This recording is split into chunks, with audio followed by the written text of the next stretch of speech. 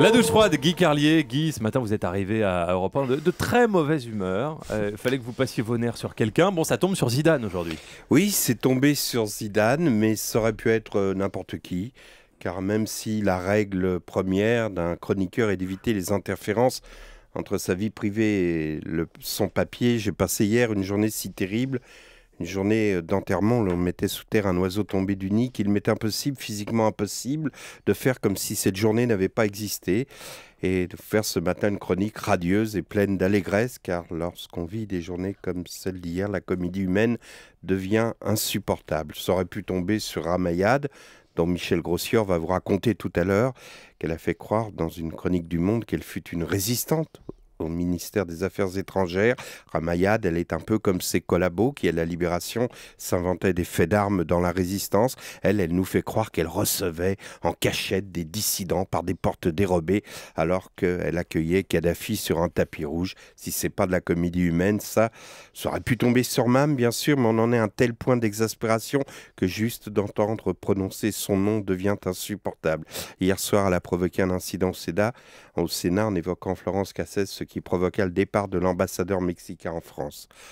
Pauvre Florence Cassez, qui est devenue le symbole de notre médiocrité diplomatique.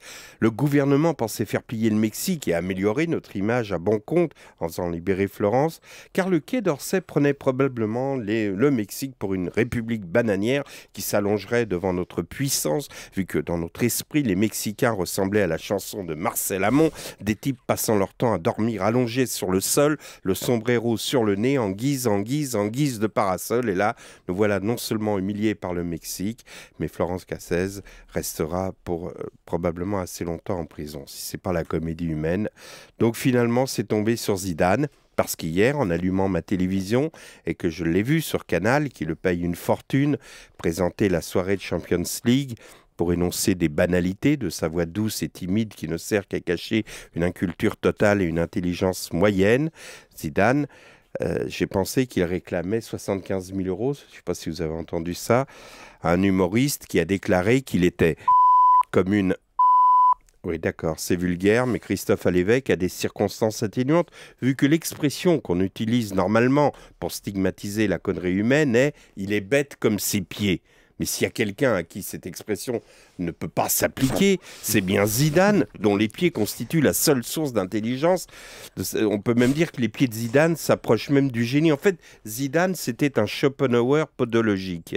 Parce que pour le reste, il avait de grosses lacunes techniques. Par exemple, il est un geste technique que Zidane n'est jamais parvenu à faire, c'est de saisir un livre, l'ouvrir, porter ses yeux sur les petites inscriptions noires en essayant d'en comprendre le sens. Jamais. Jamais il n'a lu un livre. Remarquez, je suis injuste, c'est juste les lettres que Zidane n'est jamais parvenu à lire. Les chiffres, il y parvient très bien. Par exemple, sur un contrat en tête du Qatar, il arrive parfaitement à lire 11 millions d'euros. Même chose sur les contrats avec les marques de yaourt, d'assurance ou les assignations d'humoristes à qui il réclame 75 000 euros. Ceci dit, c'est normal. Si Zidane possédait la même intelligence dans le cerveau que dans ses pieds, ce serait Dieu.